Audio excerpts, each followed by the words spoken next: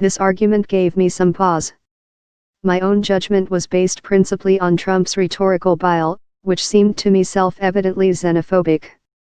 But it was also true that a candidate could theoretically propose drastic policies to deter undocumented, potentially dangerous visitors, like building a wall on the Mexican border and shutting out refugees from countries at a higher risk of terrorist infiltration, while still believing in the essential value of controlled immigration.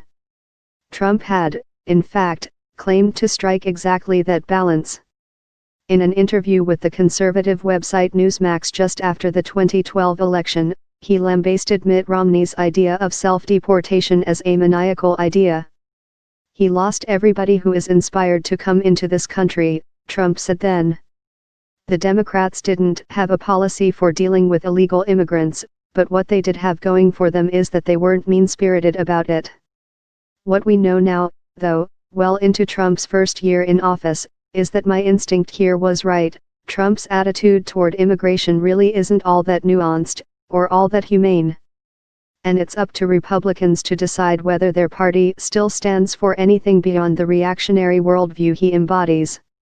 I say this not just because the president decided this week to eliminate special protections for immigrants who were brought here as children. While I think Trump's policy is misguided, I don't find his reasoning entirely specious. Trump is right that immigration policy is better made by an actual, functioning Congress than by executive fiat, which is bound to be temporal and therefore destabilizing to everyone it affects. President Obama probably wouldn't disagree, and he'd have been thrilled to sign reasonable legislation that protected these so-called dreamers, if only Congress could have passed anything that required the slightest compromise. There's really no good reason that majorities in Congress can't get behind a bill that both shields children raised in America and provides some added money for border enforcement. If Trump's stand forces the parties to do exactly that, then he'll deserve some credit for putting the onus of lawmaking back where it belongs.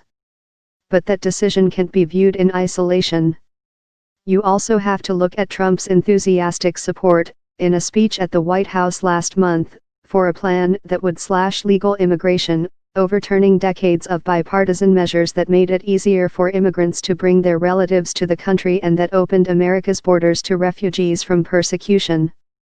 We're not talking about potential terrorists here, or drug mules tunneling under the desert in the dark of night. We're talking about the kind of industrious, risk-taking immigrants without whom most of us wouldn't be here to debate these things today. This includes Trump's grandparents and mother, all of whom immigrated in the late 19th or early 20th centuries.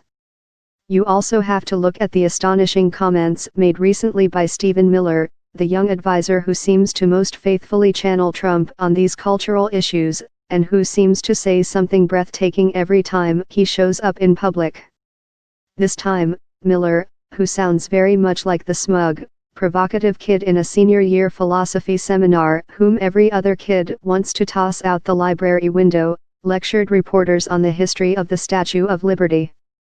He pointed out that the words now enshrined in our national consciousness, "Give me your tired, your poor, your huddled masses," and so on, were added years after the statue was unveiled, and therefore, I guess, really weren't all that relevant.